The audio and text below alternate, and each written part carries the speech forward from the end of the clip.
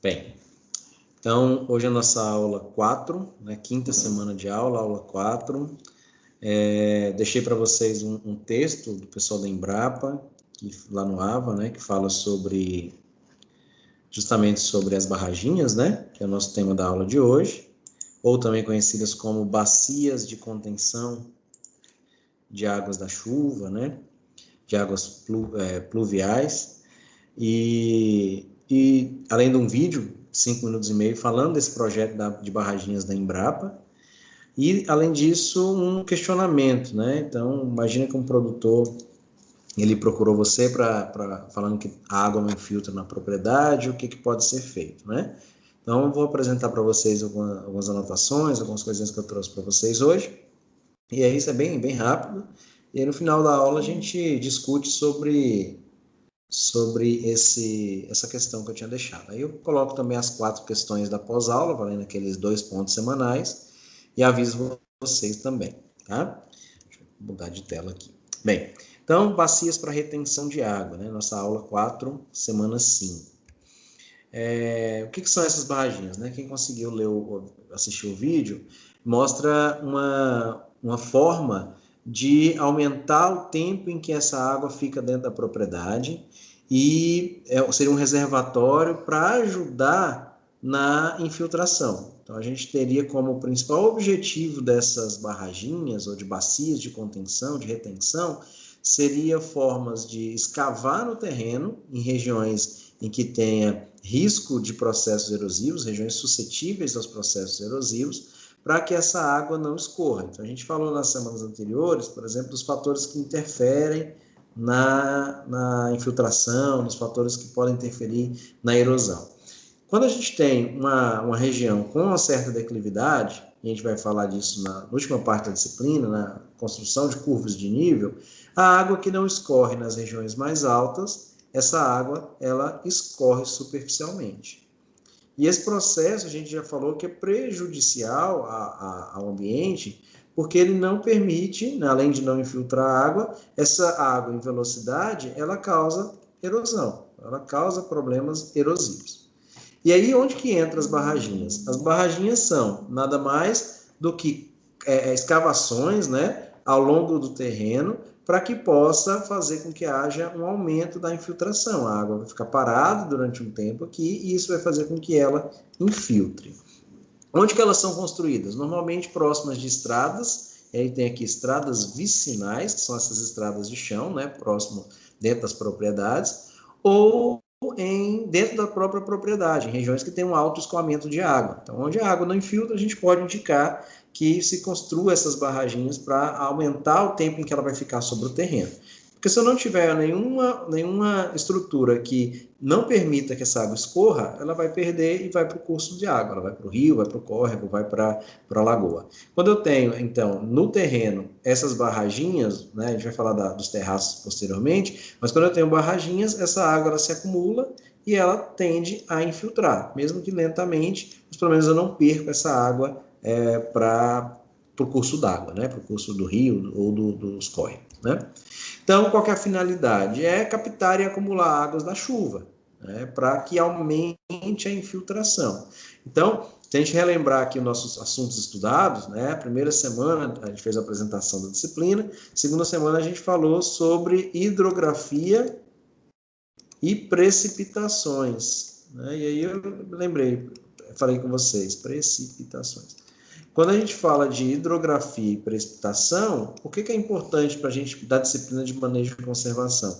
Porque a água que chove através do processo de precipitação, a chuva, se ela não infiltrar, e foi nossa aula seguinte, né, os processos de infiltração, se essa água ela não infiltrar, ela vai escorrer superficialmente. Se ela escorrer superficialmente, ela vai cair dentro de um curso d'água que faz parte das bacias hidrográficas, da hidrografia dos terrenos. Então, a gente vai construindo os conhecimentos a partir do conhecimento básico, que seria hidrografia, precipitação, infiltração, e chega agora nas barraginhas.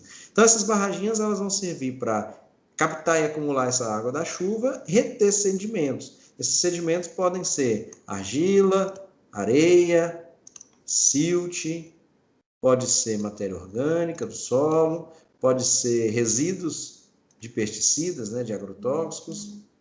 Então, tudo isso podem ser retidos com essas barraginhas, né? Evitando com que essa água que ia escorrer superficialmente carregue esses sedimentos, né? E evitando também o assoreamento dos cursos d'água. Então, toda a areia que a gente puder, ou argila que a gente puder reter através de uma barraginha, ela não vai cair dentro do curso d'água, causando um assoreamento, né?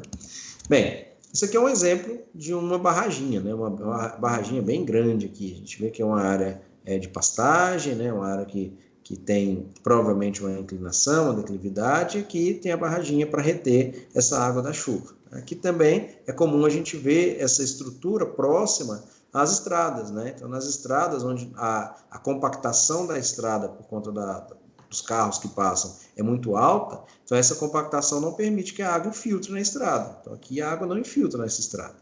Mas a gente retira da estrada a água e faz com que essa água tenha uma capacidade de infiltração. Se a gente olhar aqui nessa imagem de cima, uma barraginha recente, né? A gente vê ainda o solo bem revolvido, de cá uma barraginha talvez um pouco mais velha, e a gente já vê uma formação de uma crosta aqui de argila. Então, essa argila que estava na estrada aqui, areia, que foi parar lá dentro da barraginha, aumenta a taxa de infiltração e a gente já vê uma formação de crostas, né? Então, se ela não parasse aqui, ela ia entrar pasto adentro e ia causar problemas lá dentro dos cursos d'água que estão lá mais para baixo. Bem, aqui tem uma outra imagem de barraginha dentro de uma área de pastagem, né? Então, a gente vê que é uma área de pastagem, que é um solo que tem cobertura vegetal, a gente falou disso nas semanas anteriores, né, quando a gente falou de fatores que interferem a infiltração. Então, a cobertura vegetal, ela interfere, a água ela não bate diretamente no solo, causando erosão, diferente dessa região aqui, né, que já é um solo bem despido. Aqui também um problema que a gente pode observar já de cara é um solo com alta inclinação, que não tem as curvas de nível, um solo que foi totalmente desmatado, né? Então a gente consegue observar problemas que podem vir a causar problemas. Se a gente fosse usar aquela classificação da semana passada, aqui seriam solos de classe B, de grupo B, classe 7 ou classe 6. Né? Já são bem inclinados, solos que não seriam ideais para a agricultura nem para a pecuária. A gente vê área de pastagem. Aqui talvez seria um solo classe 1, classe 2 do grupo A. Né? Os solos planos, sem riscos. Mas aqui, pensando na barraginha, a gente tem uma construção, uma barraginha semicircular, né, que vai fazer com que toda essa água da região aqui de mais de cima seja interceptada. Então, qual água? A água que não infiltrou. Então, é importante que a gente tenha isso na consciência. É a água que não infiltra, que escorre superficialmente, que vai ser parada por essas barraginhas, né, e outras práticas que a gente vai ver ao longo da disciplina. Aqui também, né, ali tem uma área aqui uma área bem descoberta, né, sem cobertura vegetal, e aí todo esse sedimento, toda essa água, todos os pesticidas que poderiam conter nessa água estão sendo retidos, né, e não estão entrando dentro da lavoura. E aí ela vai infiltrar. E infiltrando, ela reabastece o lençol freático e isso é interessante para todos. Existem vários projetos, pessoal, disso, né? Então, por exemplo, a Fundação do Banco do Brasil, em parceria com a Petrobras, que é a Petrobras Ambiental, que eram projetos de instalação de várias características nas regiões, várias benfeitorias, digamos, né, nas regiões. Esse projeto da Fundação do Banco do Brasil, FBB, junto com a Petrobras, instalou barraginhas em regiões do município de Jati, no Nordeste brasileiro, para aumentar a taxa de infiltração de água. A gente tem no Nordeste uma estiagem muito grande, uma falta d'água muito grande, e isso faz com que a água, infiltrando, reabasteça o lençol freático, aumentando o nível em cisternas. Então, a água lá, o abastecimento é através de cisternas e em algumas épocas do ano secava. Então, com essa infiltração, aumentou a taxa de reabastecimento do lençol freático, consequentemente, as cisternas tinham mais água. Então, são vários os projetos, né? Aqui, por exemplo, é uma área, né, uma área de cerrado, que a gente tem uma barraginha, né? E aí, provavelmente, um solo que teria risco de erosão, a gente vê pela cor da água, a cor da água mais escura, mais barrenta, isso significa que tem partículas de solo sendo perdidas. E aí, com essa barraginha, a gente aumenta a taxa de infiltração, não causando assoreamento nos rios que vão passar na área mais baixa desse relevo. Bem, Quais são os benefícios dessas práticas, né? Então, a gente tem diminuir a erosão, porque a água ela vai ter uma velocidade menor, né, no movimento dessa água em superfície, além de reabastecer, recarregar o lençol freático. Então, isso faz com que a gente tenha com menor risco de erosão, então está aqui, diminuir a erosão dos solos. Além disso, as bacias promovem a recarga do lençol freático, então isso que é importante, recarga do lençol freático, favorecendo a manutenção de nascentes e revitalização de manutenção de mananciais. Esse sistema, então, eleva o nível de água no interior do solo, e aí a gente vai começar a observar mais água nas cisternas, umedecimento de baixadas e aparecimento de minadouros. Então, quando a gente tem a água infiltrando, a gente reabastece o lençol freático, né? Todo aquele lençol freático que está ali abaixo da subsuperfície. Quando a água escorre sobre a superfície e ela cai dentro do rio, a gente tem a cheia do rio. Essa cheia do rio causa problemas. Causa desmoronamento de encostas, causa elevação do nível desse rio em curto período, né? Enchentes. Isso não é interessante para o produtor. Então, às vezes, a enchente do rio, esse ano o rio choveu muito e teve a enchente do rio. Mas a enchente do rio, ela dura pouco tempo, né? 10 dias, 8 dias, esse rio já baixa de novo o volume de água. Agora, se eu conseguir fazer com que essa água infiltre dentro da propriedade, várias propriedades dentro de uma bacia hidrográfica, toda essa bacia hidrográfica vai ter um aumento da quantidade de água e aí, consequentemente, o córrego vai ter água mais água durante mais tempo durante o ano. Então, isso é um fator benéfico do uso dessas barragens. Além disso, a gente tem a contenção de sedimentos, né? Então, ao conter os sedimentos e outras substâncias, ela pode conter terra. Então, quando a gente tem esse processo erosivo, algumas partículas são carregadas. Então, a areia, por exemplo, ela é carregada rolando. A água ela não consegue deixar a areia em suspensão. Então, a areia ela fica rolando, ela vai com uma abrasão, uma certa abrasividade sobre o solo, causando mais erosão. A argila, ela já fica em solução coloidal, né, em suspensão coloidal. Então, a argila ela vira basicamente um sal dissolvido na água, né? Ela dissolve e fica junto da água. Então, ela vai ser perdida, vai embora. E pensando em fertilidade do solo, é na argila que está a nossa CTC, juntamente com a matéria orgânica do solo. E essas são partículas leves, e essas partículas leves são as primeiras a serem perdidas e as últimas a pararem. A areia, como ela é mais pesada, quando a enxurrada diminui a velocidade, ela se deposita. Então, ela deposita no fundo, normalmente no fundo do rio, causando o assoreamento. A argila não, a argila ela vai embora junto dessa água. Então, além de terra, ela leva os nutrientes, adubo. Isso aqui é um problema que ela causa um grande problema que a gente tem, que é a eutrofização dos cursos d'água. Então, quem fez fertilidade ou quem lembra das aulas de introdução à ciência do solo, quando a gente fala de saturação de base abaixo de 50% é um solo distrófico, e saturação de base acima de 50% é um solo eutrófico, um solo rico em nutrientes. Então, os adubos que estão no solo, que são levados para a água num processo de erosão, ele causa a eutrofização do curso d'água. Ele eleva o teor principalmente de cálcio, potássio, magnésio e sódio. Esses nutrientes no processo erosivo vão cair dentro da água. A água vai ficar com mais sais. A água com mais sal, ela fica eutrófica, então eutrofizada. Aí começa a crescer alga, começa a diminuir a oxigenação dos peixes, causa problemas. Pesticidas, né? Todos os produtos, os agrotóxicos que estão ali, resíduos de agrotóxicos que estão sobre o solo ou sobre as plantas numa chuva, elas ficam no solo. Então, na água, ela vai ser levada para dentro dos cursos d'água ou ser disseminada em outras áreas adjacentes. Esterco, né? Então, tudo isso ela protege. Lembrando sempre que a gente vai, quando a gente fala de bacia de contenção, ela está sempre protegendo uma área abaixo dela. Embaixo, provavelmente, vai ter um curso d'água, um rio, um córrego. Toda essa água que cairia lá tende a paralisar aqui e aumentar as taxas de infiltração. Pessoal, a qualquer momento pode chamar aí para poder tirar dúvida, tá? Não vejo o chat quando eu estou apresentando.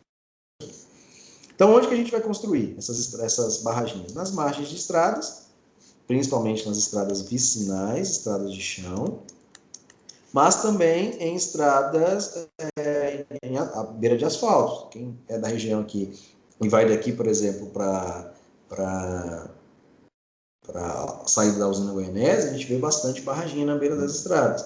Daqui para Cirilândia, a gente também tem algumas barraginhas na beira da estrada. Então, a estrada está aqui e as barraginhas elas estão nas regiões próximas, né, dessa estrada, para poder, toda a água que não infiltra, por conta do asfalto, por conta do chão compactado, ela vem para cá e infiltra aqui no período chuvoso, né? Podem ser construídas também dentro das propriedades, nos carreadores, próximo às estradas, né, dos carreadores, ou em locais de um alto escoamento superficial, né? E esse escoamento superficial pode ser prejudicial, um excesso de água, que pode causar erosão, que pode causar cheias não previstas, né, nos rios, e isso causa problemas. Então, sempre é importante. E aí a pergunta que eu deixei lá para vocês como que eu posso indicar para o produtor a parte de construção dessas barraginhas, né?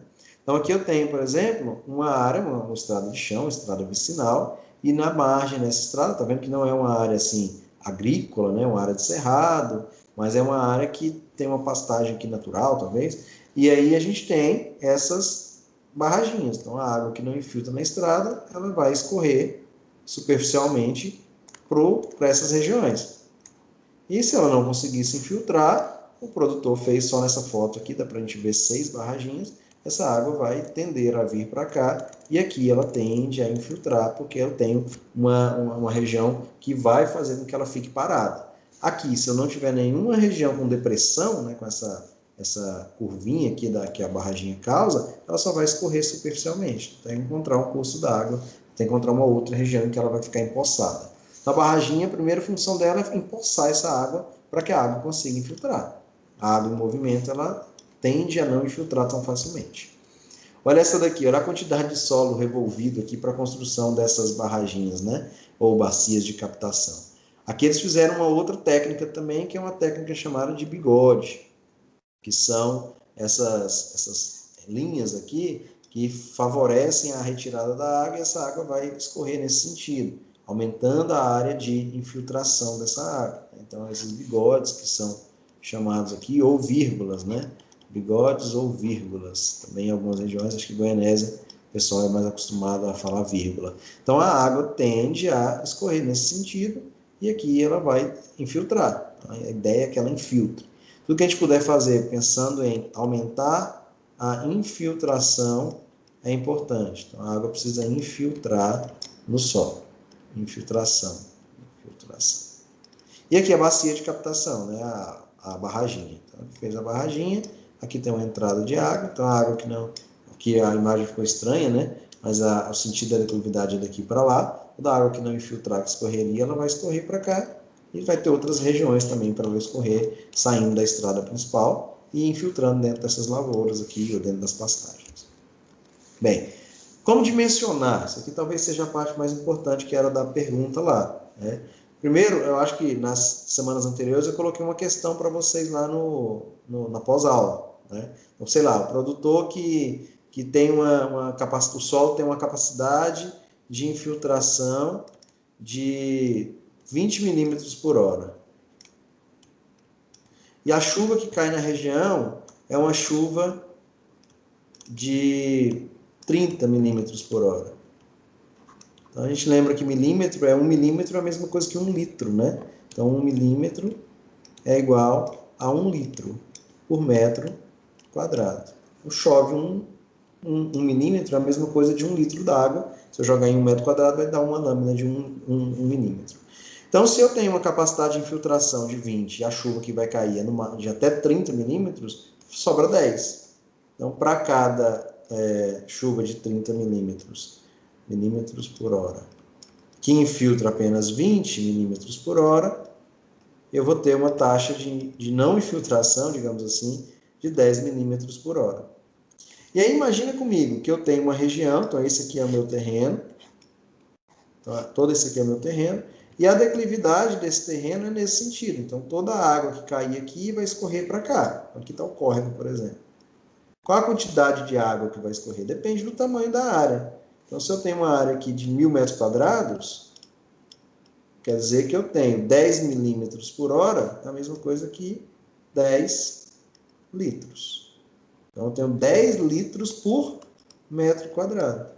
Se eu tenho 10 litros vezes 1.000 litros, vai dar 10.000 litros, né? Então, eu teria 10.000 litros. Ou a mesma coisa que 10 metros cúbicos de água. Lembrando que 1 metro cúbico é igual a 1.000 litros. Então, no caso de uma propriedade dessa, com 1.000 metros quadrados, que está escorrendo 10 milímetros, quer dizer que está escorrendo 10 litros, né? Então, 10 litros cairiam nessa região, 1.000 metros quadrados vezes 10 litros, 10.000 litros, né? Ou 10 metros cúbicos de água. Por que eu quero chegar aqui? Porque o dimensionamento da barraginha está relacionado com essa infiltração. Eu não posso fazer uma barraginha com capacidade aqui para 2 metros cúbicos, que é a mesma coisa que 2.000 litros d'água, se a taxa de escoamento superficial é de 10.000 litros. Então, imagina o cara fazer uma barraginha aqui, que cabe apenas 2 metros cúbicos, 2.000 litros, e chove muito, então ele não vai ter capacidade. Essa barraginha vai romper, a água vai passar por cima e ele não vai ter a função determinada. Então, é importante, por isso que a gente falou de infiltração, falou de chuva, é importante a gente saber, para determinada região, qual é a taxa de infiltração do solo e qual é o histórico de chuva.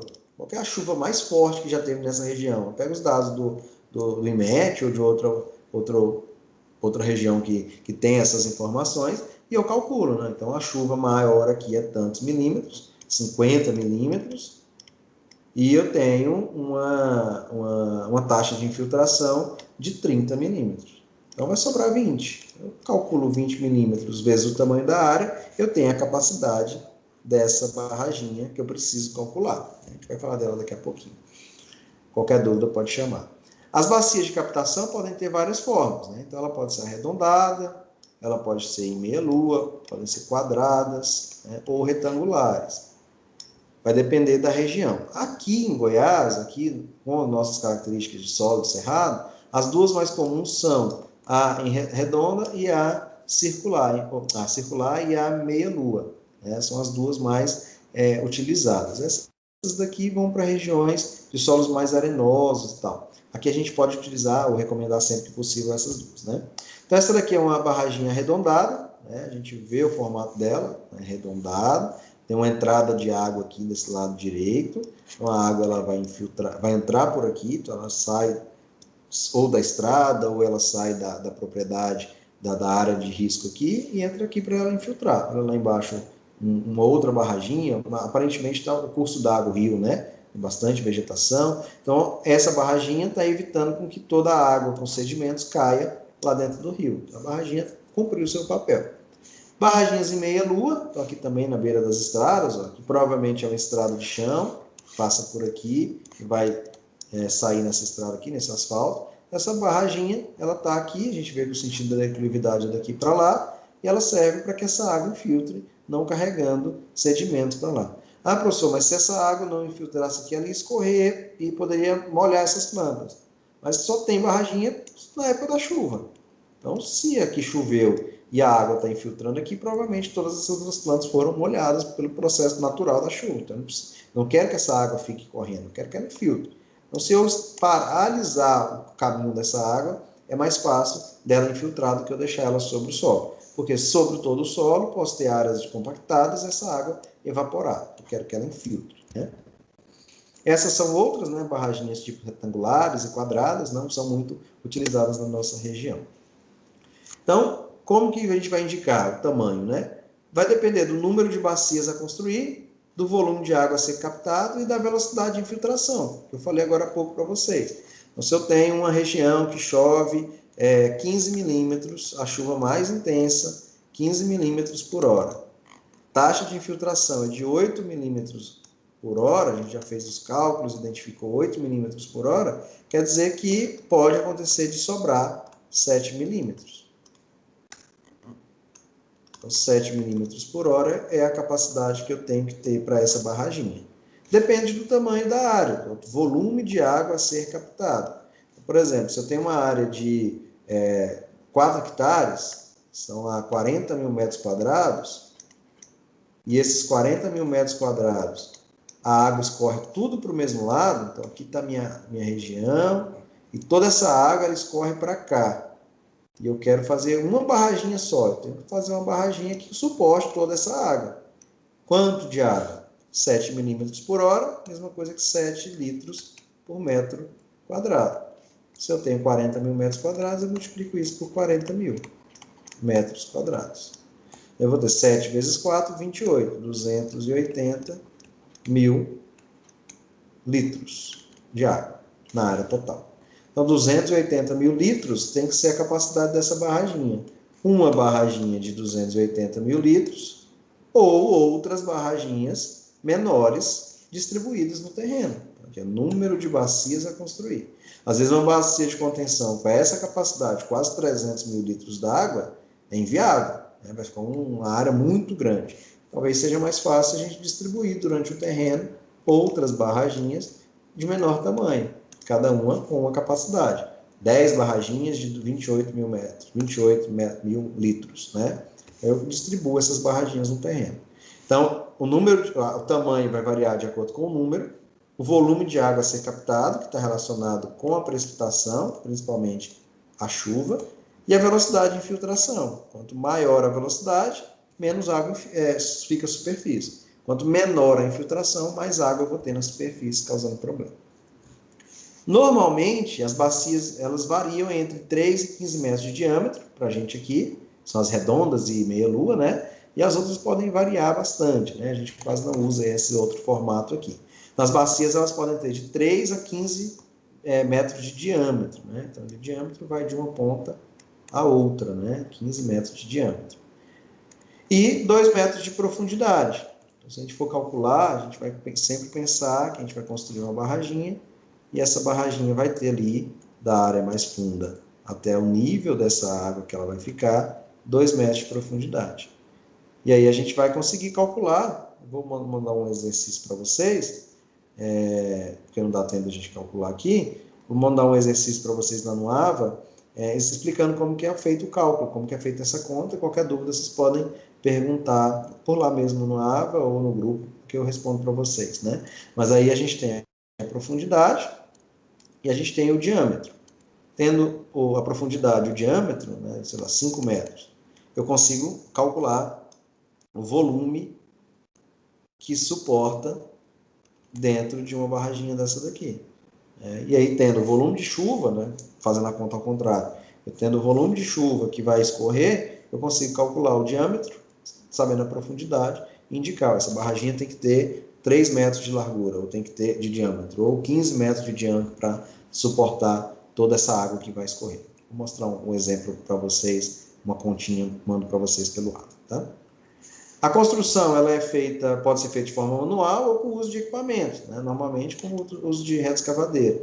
Então, justamente revolver o solo e construir as paredes dessa barraginha para deixar o solo aqui para que a água consiga infiltrar. Né? Então, aqui tem uma construção do processo, né? Mantendo aqui aproximadamente 2 metros, existem uns um pouco mais, um diâmetro, uma altura maior, mas normalmente 2 metros, e o diâmetro de acordo com a quantidade de água necessária para infiltrar. Né? Aqui também ainda a prática da construção, e era isso. Né? Essa aula normalmente a gente fala sobre barraginha e fatores que contribuem para o desgaste do solo, mas não daria para falar os dois assuntos na aula de hoje, então a gente encerra nesse assunto a nossa prova, o conteúdo da nossa prova. Então, a nossa prova já é daqui 2 semanas, né? Na verdade, começa na próxima quinta, né? As provas vão ser naquele mesmo formato que vocês já estão acostumados no semestre passado. Um pouquinho mais de questões agora, vão ser 10 questões, e a prova valendo 50 pontos.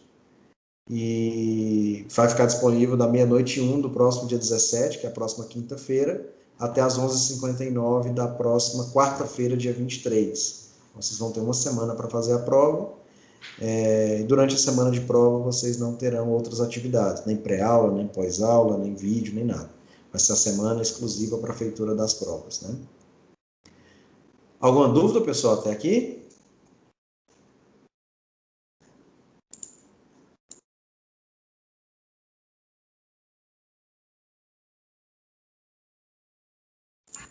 No caso da próxima aula, Rodrigo, já é para a segunda VA, o assunto? Isso, na próxima aula é a apresentação de vocês, né? A apresentação de vocês, eu mandei lá no grupo agora há pouco o sorteio. 2 grupos apresentarão na próxima semana, hoje é dia 9, dia 16, que é o grupo da Aline, né? Para a semana que vem vão apresentar os grupos da Aline Aires e a Rafaela Pacheco e o grupo do Danilo, Renato e Bianca. Então, esses 2 Ah, grupos tá. A apresentarão na respeito semana da que vem. apresentação no sábado, vai ser qual horário mesmo? Eu não sei se eu verifiquei também, eu não vi.